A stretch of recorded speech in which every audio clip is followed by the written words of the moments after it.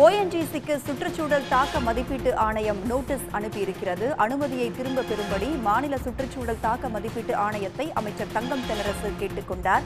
இந்நிலையில் ராமநாதபுரத்தில் hydro carbon எடுக்க ONGCக்கு வழங்கிய அனுமதியை ரத்து செய்ய சுற்றுச்சூழல் தாக்க மதிப்பீட்டு ஆணையம் நடவடிக்கை மேற்கொண்டிருக்கிறது.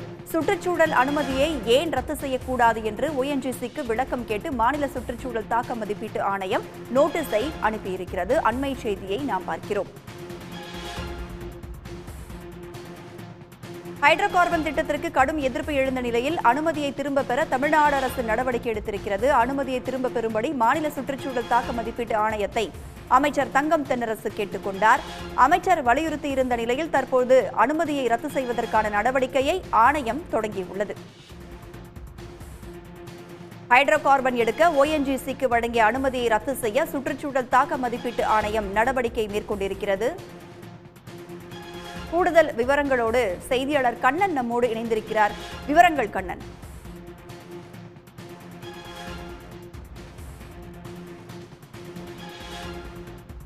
சிவகங்கை மாவட்டங்களை உள்ளடக்கிய பகுதிகளில் சுமார் 1400 சதுர கிலோமீட்டர் பரப்பளவில் ஹைட்ரோ கார்பன் எடுக்க அனுமதி பெற்றிருந்தது. இந்த கிணறுகளை தோன்ற தமிழ்நாடு சுற்றுச்சூழல் தாக்க மதிப்பீட்டு ஆணையத்திடம் ONGC நிறுவனம் 2023 அக்டோபரில் விண்ணப்பித்திருந்தது. இந்த மனுவை பரிசீலனை செய்த தமிழ்நாடு சுற்றுச்சூழல் தாக்க மதிப்பீட்டு ஆணையம் சோதனை அடிப்படையில் எண்ணெய் கிணறுகளை அமைக்க ONGC நிறுவனத்துக்கு அனுமதி வழங்கியது.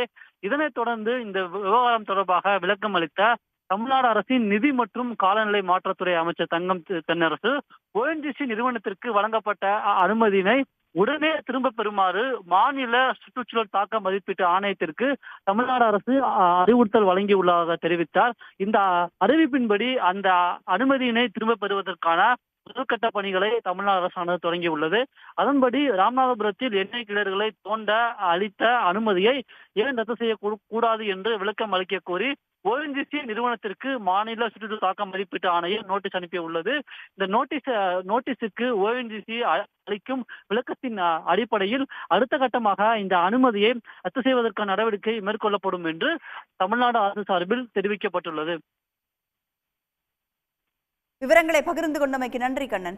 உடனுக்குடன் செய்திகளை தெரிந்து கொள்ள சன் நியூஸ் பெல் ஐகானை கிளிக் பண்ணுங்க.